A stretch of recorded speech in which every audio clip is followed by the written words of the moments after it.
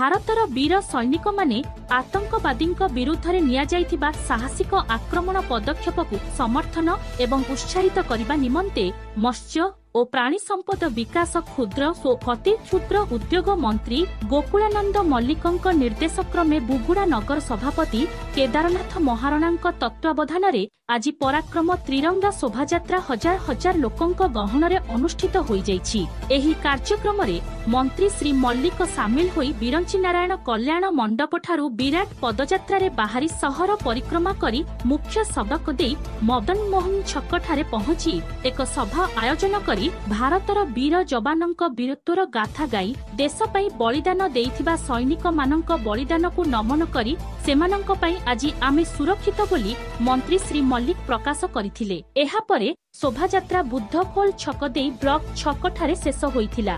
गंजाम जिला बुगुड़ारू सोरेन कुमार प्रधानक रिपोर्ट श्रीक्षेत्र न्यूज।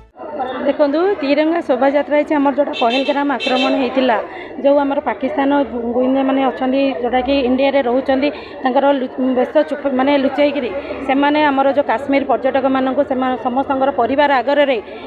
स्वामी मानक जो हत्या करते जाति धर्म पचारिकी तार गोटे बदला है आमर यशस्वी प्रधानमंत्री जोटा कि ऑपरेशन सिंधुर स्टार्ट करते सेटारे कौन स्थल जल एवं आकाश सेना को पूर्ण सहायता भी दिया तुम जहाँ जमती अटैक करुच कर तार जो आमर सेना मानक डेडिकेट यहाँ जे से मैंने जमती गोटे महिलार सिंदूर जाति पचारिकी पोछि देइथिले सेमिति आमर पाकिस्तान जो रही सेना बाहिनी को इंडियन आर्मी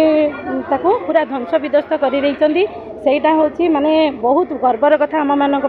जमी महिलार सिंदूर पोछि सेमिति पाकिस्तान आर्मी पूरा ध्वंस करागला। एटा 22 तारीख दिन पाकिस्तान सन्त्रासवादी माने भारतर निरीह नागरिक मानक गुली करी मारी तार प्रतिशोध रे आम प्रिय प्रधानमंत्री तीन सेना को डाकी एवं तीन सेना को संपूर्ण क्षमता देइथिले जे तुम्हें जहाँ कर मु तुम पछरे चटान भली ठिया तापर आरंभ होइथिला ऑपरेशन सिंदूर। ऑपरेशन सिंदूर रे आमर तीन सेनार सैनिक माने वायु स्थल जलर सैनिक माने जो भली भाव रे तांकर वीरत्वर प्रदर्शन देखाइले पाकिस्तान भीतर पशी 100 किलोमीटर भीतर को जाई तांकर छाती उपरे कराची रे जो भली भाव रे तांकर बर्बरता को से माने देखई देले एवं ध्वंस कले तांकर पाकिस्तान रो जो सन्त्रासवादी आड्डा एवं जो जी थिला मुख्य जे कार्पेटदार तार सपरिवार को ध्वंस करागला एवं ऑपरेशन सिंदूर समस्त श्रेय तीन नागरिक को देवा पाई तांकर बल धैर्य तांकर साहस को जतैबा पाई तांको सहित 140 कोटी भारतीय छिड़ा होइचंती एक कथा को प्रमाण करबा पाई वीर जवान मानकर तांकर बल को बढ़ाइबे आज भारत वर्ष रे तिरंगा रैली चली सब